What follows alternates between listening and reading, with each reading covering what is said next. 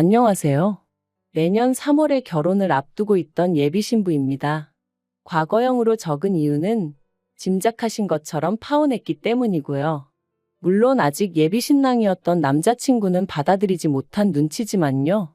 아무튼 저는 결정을 내렸고, 그러니 예비 신랑이 아닌 편의상 남자친구라고 칭하겠습니다. 남자친구는 제 파혼 결정을 통보받고는 저한테 사람이 그러는 거 아니라면서 제가 이렇게 피도 눈물도 없는 사람인 줄 몰랐다고 저와 함께한 지난 세월들을 보상하라며 억지를 쓰고 있는데, 정말이지 다른 사람들에게 한 번쯤은 물어보려고요. 남자친구 말대로 제가 냉혈한이라 이런 결정을 내릴 수 있었던 건지 말해요. 남자친구하고는 대학교에서 만났습니다. 신입생 동기였거든요. 그런데 저희 과가 학교 내에서도 정원이 30명 남짓으로 굉장히 적은 과였어요. 그렇다 보니 남자친구하고 저는 의도했건 의도하지 않았건 시간을 같이 보내는 일이 자주 있었습니다. 겹치는 수업도 상당했고요. 그래서 누가 먼저랄 것 없이 조금씩 가까워졌고, 그러다 남자친구가 군대를 다녀오고 저는 유학을 다녀오고, 복학하고 나니까 다들 어디로 갔는지 강의실에서 아는 얼굴이라곤 서로밖에 보이질 않았던 거죠. 그래서 이후로는 더 자주 더 오래 붙어 다니게 됐어요. 그리고 자연스럽게 그 관계가 연인 사이로까지 발전하게 되었던 거고요. 그런데 결혼 이야기가 오가던 무렵, 남자친구가 제 눈을 피해 누군가와 연락을 주고받고 심지어 몰래 만났다는 정황을 알게 되었습니다. 충격이었죠. 사귀는 동안 아주 사소한 문제로도 저를 서운하게 한 적이 없었거든요. 그래서 고민 끝에 혹시 여자라도 생겼냐고 단도직입적으로 물었습니다. 그랬더니 남자친구가 펄쩍 뛰면서 그게 무슨 소리냐고 하더라고요. 그리고는 자기도 제가 왜 그런 의심을 하는지, 딱 눈치를 챘는지 한숨을 내쉬고는 실은 자기가 저에게 말하지 않은 게 있다면서 자기 부모님이 재혼하신 사이라는 거예요. 처음엔 좀 솔직히 깜짝 놀랐어요.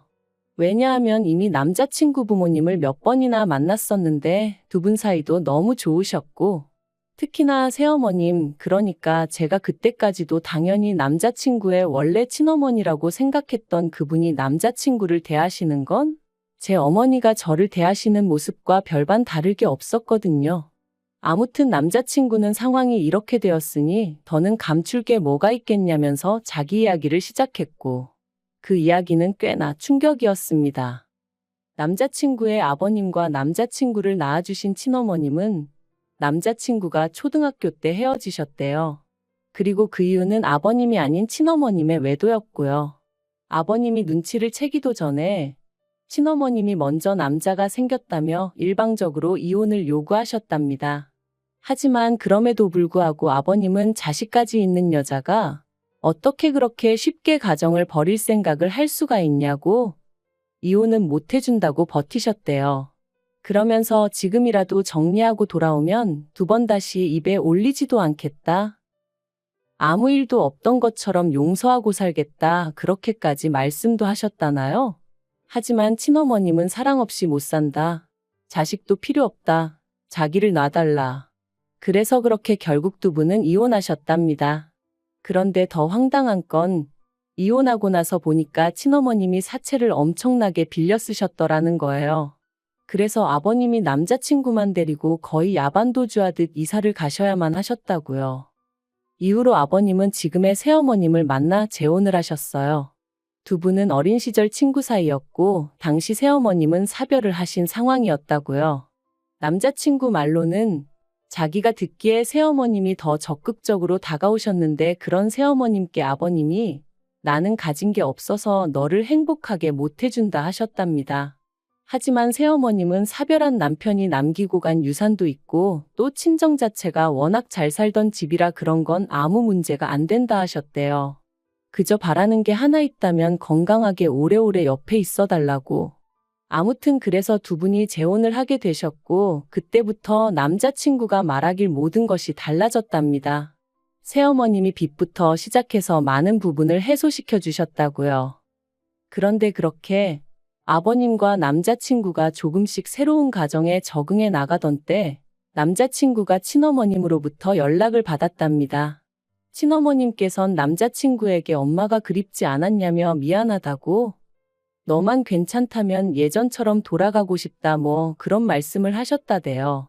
하지만 그 사실을 알게 되신 아버님께서 전 부인인 친어머님을 만나서는 이제 와서 무슨 염치로 연락을 하느냐고, 어디 가서 죽더라도 아무 소식도 알리지 말라셨답니다. 그리고는 한 번만 더 우리 주변에서 얼쩡거리면 평생 후회하게 만들어주겠다 뭐 그런 식으로 경고를 하셨다고요. 이 이야기를 들었을 땐 정말 놀랐어요.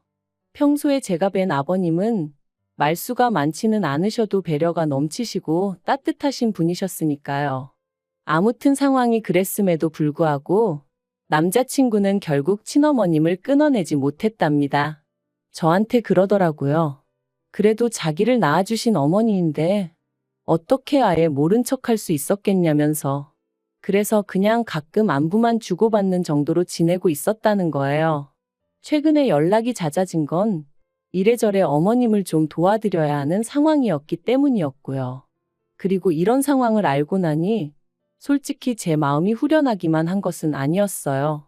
남자친구가 바람을 핀다고 생각했을 때는 화가 났고 배신감이 들었는데 바람이 아니라 복잡한 가정사가 있다고 하니 이건 뭐 헤어지기도 애매하고 안 헤어지자니 결혼을 하는 게 맞나 하는 생각도 들고, 그리고 무엇보다 제가 찜찜했던 건 남자친구가 자기가 친어머님이랑 연락하는 걸 아버님과 새어머님 두 분 모두에게 철저히 비밀로 하고 있었다는 거예요. 저는 솔직히 뵌 적 없는 남자친구의 친어머님보다 아버님과 새어머님한테 이미 마음이 많이 가 있었기에 그런 남자친구가 이해되지 않았고 한편으론 한통속처럼 보일까 걱정스러웠죠. 말이 나왔으니 말이지만 저는 새어머님이 참 좋았어요. 저한테 정말 잘해주셨거든요. 일단 뭐 결혼 전이니 어떻게 보면 당연하기도 하지만 저한테 먼저 연락하고 그러시는 것도 없고 그렇다고 제 연락을 기다리시는 것도 아니고, 제가 집에 갔을 때도 너는 손님이니 부엌 근처에는 밥 먹을 때 빼곤 오지도 말라 하시고, 보통 아버님하고 차리시고 손이 부족하면 남자친구를 부르시고 그러셨어요. 그뿐만이 아니라 상견례 자리에서는 확실히 말씀드리겠다며 저희 부모님더러 예단 같은 거 안 해서 보내셔도 된다고, 잘 키운 딸 보내주시니 그것만으로도 감사할 뿐이라고. 그리고 명절 같은 때는 당신도 아버님하고 여행 다니며 편하게 즐기며 살고 싶기에 꼭 아이들이 와야 한다고 생각하지 않는다면서. 아무튼 저희 부모님 입장에서나 제 입장에서나 정말 좋은 시부모님을 만난 것 같다고 복받았다고. 얼마나 좋아했는지 몰라요. 그런데 이런 새어머님을 속여야 했으니 솔직히 너무너무 찜찜하고 불편하고 죽을 맛이었죠. 그러다 기어이 일이 터졌습니다. 시작은 지난달이었어요. 평소와 마찬가지로 남자친구랑 데이트를 하던 중이었는데 전화 한 통이 걸려왔고 그 전화를 받은 남자친구의 얼굴은 사색으로 변하더라고요. 그리고 하는 말이 지금 당장 병원에 가봐야 한다며 친어머님이 교통사고로 크게 다치셨다대요. 저도 놀랐죠. 그래서 일단 남자친구를 병원으로 보냈고, 이후로 남자친구가 한 달 가까이 병원을 오가며 친어머님을 간호했어요. 내심 제가 도와줬으면 하는 눈치도 있었지만 그건 경우가 아닌 것 같아서 모른 척했고요. 그리고 진짜 문제는 친어머님이 들어두신 보험도 없고 무엇보다 본인이 잘못을 해서 교통사고가 났던 거대요. 그래서 그나마 혼자 살고 계시던 월세방 보증금까지 싹 다 빼서는 병원비 되고 그걸로도 부족해 남자친구가 결혼자금이라고 나름대로 모아둔 돈까지 다 써버린 거죠. 듣는데 어찌나 갑갑하고 화가 나던지. 하지만 첩첩산중이라고 그게 다가 아니었습니다. 갈 곳이 없어지신 친어머님을 남자친구가 아버님 새어머님은 물론이고 저와도 상의 없이 자기 사는 오피스텔로 모셨거든요. 어이가 없더라고요. 아무리 상황이 급박했다고 해도 그렇지 어떻게 나랑 상의 한마디 없이 그럴 수가 있나 싶은 게. 하지만 가뜩이나 심란한 사람에게 뭐라고 하기도 그렇고. 그래서 저도 최대한 화내지 않고 그럼 앞으로는 계획이 어떻게 되냐? 어떻게 할 거냐 물었습니다. 그랬더니 남자친구 말이 지금도 생각할수록 어이가 없어요. 기껏 한다는 소리가 당분간은 계속 자기 오피스텔에서 지내시게 하고 나중에 저희 결혼하고 신혼집으로 들어갈 때 그때도 모시고 갔으면 좋겠다고 했거든요. 그래서 제가 그게 말이 되냐고 했습니다. 아버님 새어머님은 너가 친어머님이랑 연락을 하고 지내는지도 모르시는데 갑자기 그분을 모시고 오겠다고 하면 어떻게 될지 상상이 안 되냐고요. 그리고 기껏 아버님이랑 새어머님은 어떻게든 남자친구나 저나 조금이라도 편하게 지내게 해주시려고 매사 배려를 해주시는데 떡하니 친어머님을 모시고 살겠다 하면 그게 곱게 보일 리가 있겠냐 했죠. 그래서 저는 절대로 그렇게는 못한다 했습니다. 말도 안 되는 일이라고요. 그리고 결국 제가 우려했던 일이 현실로 벌어졌어요. 바로 새어머님께서 친어머님의 존재를 알게 되신 거죠. 남자친구가 이제 신혼집을 구하면 오피스텔은 빼야 하니까 살던 오피스텔을 부동산에 내놨는데 부동산에서 이제 집을 보러 오니까 친어머님이 그 사람들한테 문을 열어준 거죠. 그런데 문제는 남자친구가 살던 오피스텔은 계약자며 명의가 전부 저희 새어머님으로 되어 있어요. 실제로 그분 거기도 하고요. 그러니 새로운 입주자를 들이는 과정에서 새어머님께 연락이 갔고 이런저런 대화가 오가는 와중에 매번 집에 계셔서 편했다 하니까 이게 무슨 소리냐 하면서 새어머님이 직접 오피스텔에 찾아가셨다가 친어머님을 만나게 되신 거예요. 그리고 그때부턴 정말 폭풍이 따로 없었습니다. 새어머님께서는 남자친구와 저를 불러 앉혀놓고는 언제부터 이런 깜찍한 짓을 저지른 거냐 하시며 당신은 친아들이라 생각했고 저를 며느리라 생각해서 정말 진심으로 대했는데 배신감이 너무 크다 하셨어요. 그리고는 남자친구더러 앞으로 어쩔 셈이냐고 물으셨는데 그 와중에 멍청하다고 해야 하는 건지 고집이 세다고 해야 하는 건지 아니면 눈치가 없는 건지 남자친구가 한다는 말이 그래도 자기를 낳아주신 분인 만큼 하다못해 전세 하나라도 구해드리고 싶다는 헛소리를 짓거리대요. 그런데 웃긴 건 제 남자친구지만 그럴 만한 능력이 안 되거든요. 그럴 만한 돈도 없고요. 아닌 게 아니라 신혼집도 새어머님이 해주시는 거였고 그나마 남자친구가 모아둔 알량한 돈 몇 푼 그건 벌써 병원비로 다 들어갔는데 이 와중에 친어머님한테 전세를 얻어주고 싶다니 제가 머리에 돌을 맞았나 싶더라니까요. 그러자 아버님과 새어머님 두 분 다 남자친구더러 그럼 그러라 하셨습니다. 네 능력껏 전세고 뭐고 얻어주던지 말던지 알아서 하라고요.